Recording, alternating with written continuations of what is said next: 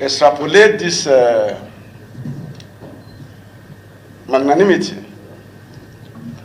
and cash in on it to say that my ministry we deeply regret the incident that happened at the last visit, the altercations that followed it between my Minister of State and members of the Joint Committee. Therefore, we decided that as a team, we'll come in full force and give you the necessary information that we need so that we can fast-track this program, which is a program that, if I must be very frank with you, was designed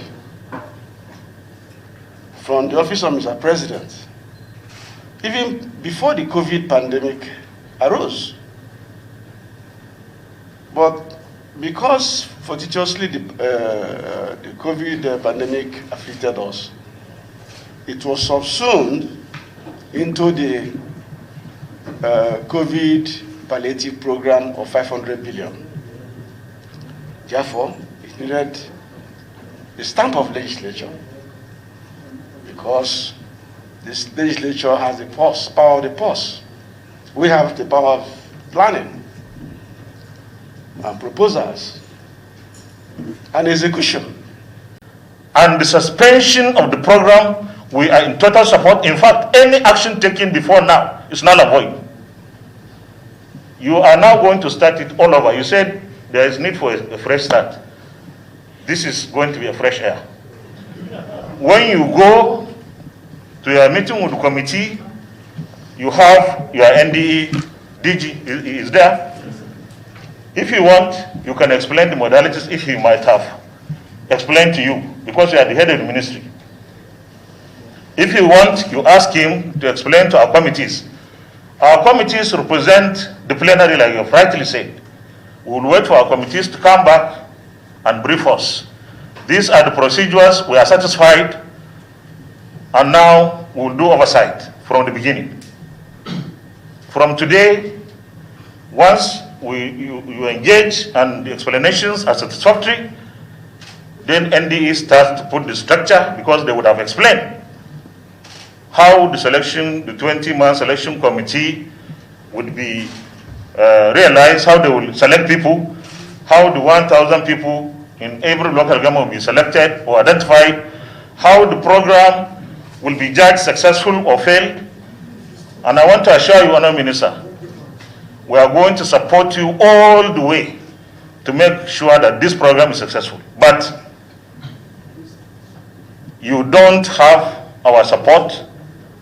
If the ministry ventures into it, we'll continue to insist that the ministry should have no role more than supervision of this program. And if the ministry goes ahead, that means the ministry will be breaking the law, because the budget is a law. So if you look at section 61, they said the minister shall inaugurate committees, shall constitute committees for the NDA. The Director General of NDA has no such powers to constitute committees by law. He has no such powers under the law. So when you now say go back and do your work plan and come, are you telling the Director General to break the law?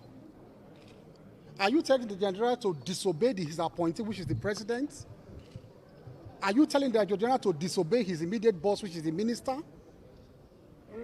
So that is where, that is where we are on this issue. So I will go back to my employer, Mr. President. Mr. President will give directives. The directives as to execution of a project is not binding on me. The directives of the National Assembly is not binding on me. This is a great constitutional issue that will go to the Attorney General at the end of the day for interpretation.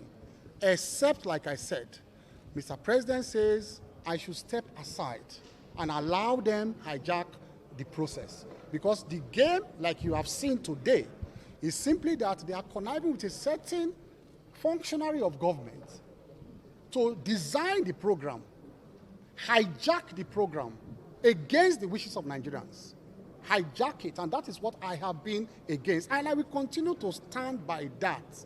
I am sorry, I apologize, these are very distinguished members, but the law is the law.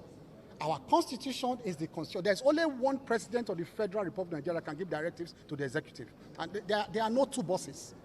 The Senate or the National Assembly cannot give directive to the executive and the president gives another directive. There's only one president in Nigeria. There are no two presidents in Nigeria, only one. Thank you. Thank you.